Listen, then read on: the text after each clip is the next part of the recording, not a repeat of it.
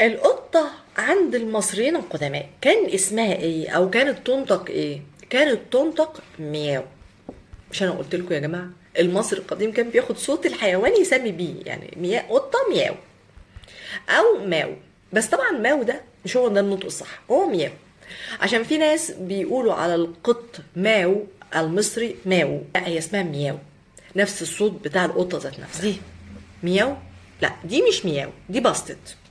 طيب ايه الفرق بين باستت ومياو؟ زي ما انا قلت لكم مليون مره، ده رمز النتر عند المصريين القدماء. يعني ايه نتر؟ يعني القط ده هو ده اللي مسؤول عن باقي القطط، فكان بيترسم بشكل غير شكله الحقيقي. يعني مثلا هنلاحظ مثلا ملبسينه حاجات، عاملين له حاجات، شكله بيبقى منمق اكتر. القطط في مصر كان شكلها مختلف في الشارع، فعشان كده في ناس لما شافوا القط ده افتكروه القط سفنكس، لا هو ده رمز زي مثلا الخنفسه وخبر، بيبقى مقدس شويه.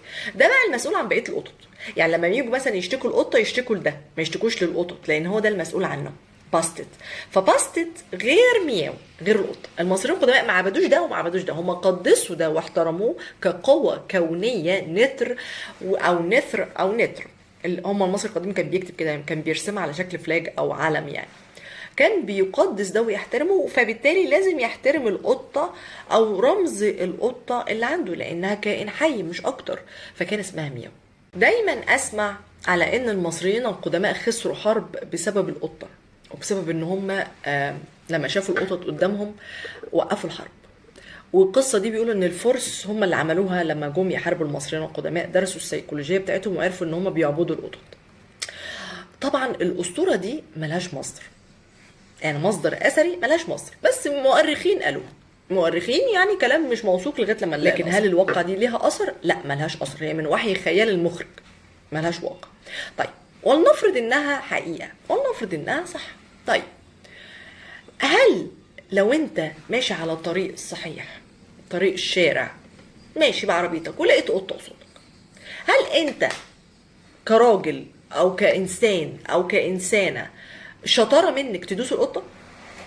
ولا انت لو وقفتي والعربيه بتاعتك اتقلبت عشان تحمي القطه وتخليها تمشي في سلام، هيتقال عليكي ايه؟ هيتقال عليكي وحشه؟ المفروض يتقال عليكي كويسه، المفروض يتقال عليكي ان انت انسانه محترمه، المفروض يتقال عليكي ان انت ذات مبدا، مش عشان انت بتعبدي القطه فما رضيتيش تدوسيها. الفكر ده غريب يا جماعه. يعني انتوا بتذلوا المصريين، او انتوا بتشتموا المصريين، او انتوا بتقللوا المصريين على موقف حتى لو حقيقه، فده يحسب ليهم مش عليهم. ان هم شافوا كائن حي فقبلوا الخساره على انهم يقتلوا كائن حي. طب لو انتوا كنتوا شلتوا القطه وحطيتوا كلب، انتوا فاكرين المصريين القدماء كانوا هيكملوا؟ طب لو كنتوا شلتوا كلب وحطيتوا حمار، انتوا فاكرين المصريين القدماء كانوا هيكملوا حرب؟ لا طبعا، لان هم كان عندهم اخلاق. فحتى لو القصه دي حقيقيه، فانا ليا الشرف ان ده حصل كمصريه، لان المصري القديم احترم روح القطه.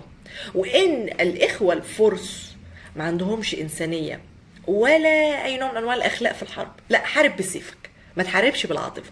يعني انا الموقف ده كل ما حد بيحكيه وبيفتكر انه ابتدى، لا انا ليا الشرف ان المصري القديم يخسر حرب عشان قطه.